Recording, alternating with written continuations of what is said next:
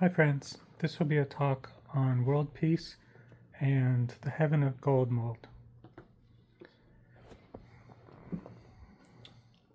The moon project is something that is made which gets the attention of people in order that they consider doing something about stopping war by demilitarization.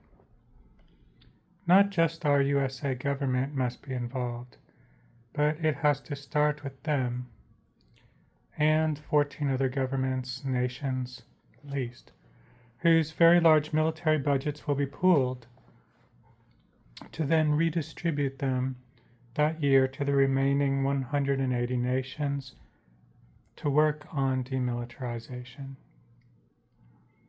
From a $1.8 trillion pool, the average redistribution to nations would be $10 billion, which will greatly help them to demilitarize.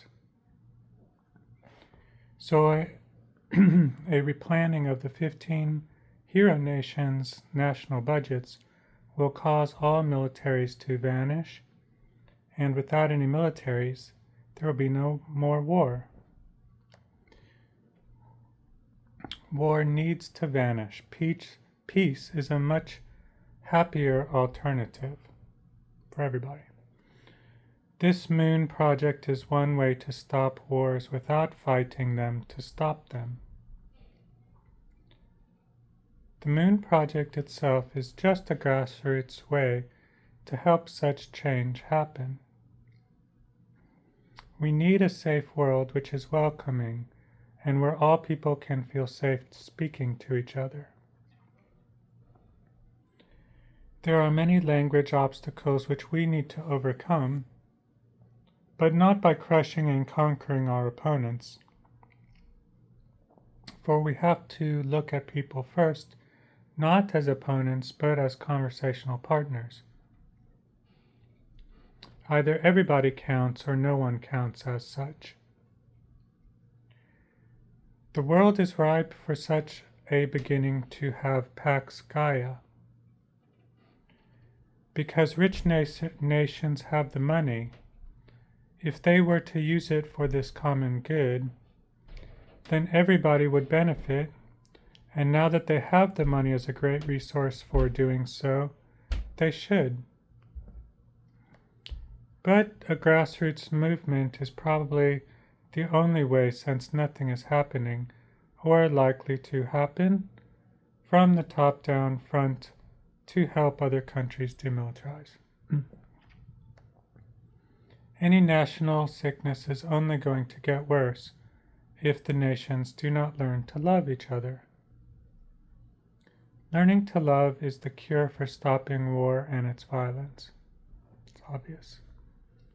Our nation is wealthy, and it is therefore one responsibility of it to be more generous with what it can do for poorer nations with its wealth. Once we recognize another nation as lovable, the illness of our own begins to heal. This is a perfect time to change the direction of history towards historical peacemaking on the largest scale, because we have now the resources to do so. It just takes attention to good planning, which our willingness to listen and cooperate with other nations, and them with us, will bring forth.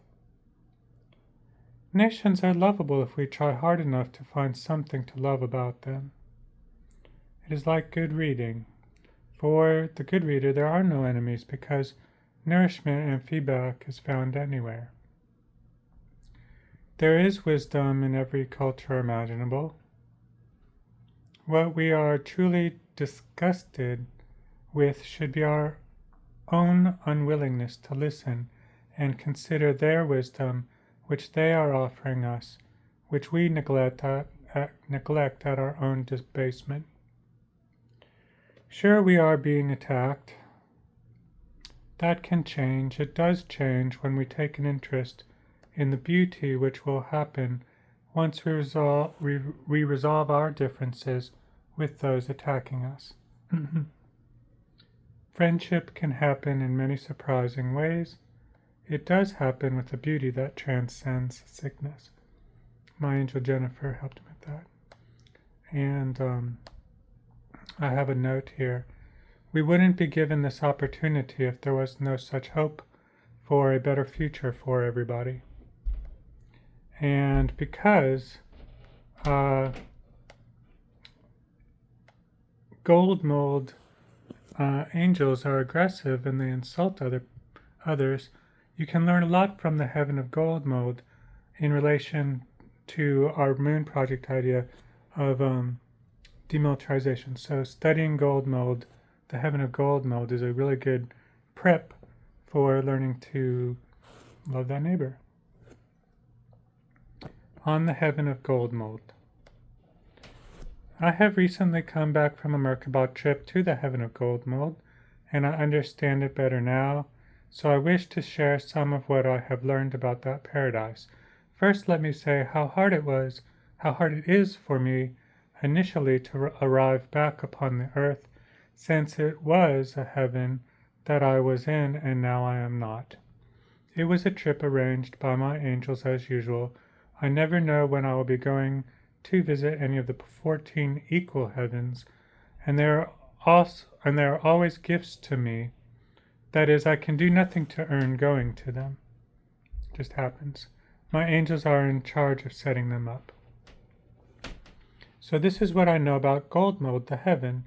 Although most Christians believe that this is the heaven that all of them go to if they are good, and still everybody goes to one of the 14 heavens which is right for them, and there is no hell. The gold mold angelic birds like to insult everybody else because part of being a gold mold angel bird is to believe that gold mold is the only heaven. Hence they are dogmatic birds in bliss, but they playfully throw out curses and insults to others different from them because in their minds they feel gold mold is the only heaven. That, however, I already knew. But as I have learned more of the secrets of gold mold heaven, please let me happily share them with you. The main secret of that heaven is this: they code. Coding is a big part of what makes their life very, very special.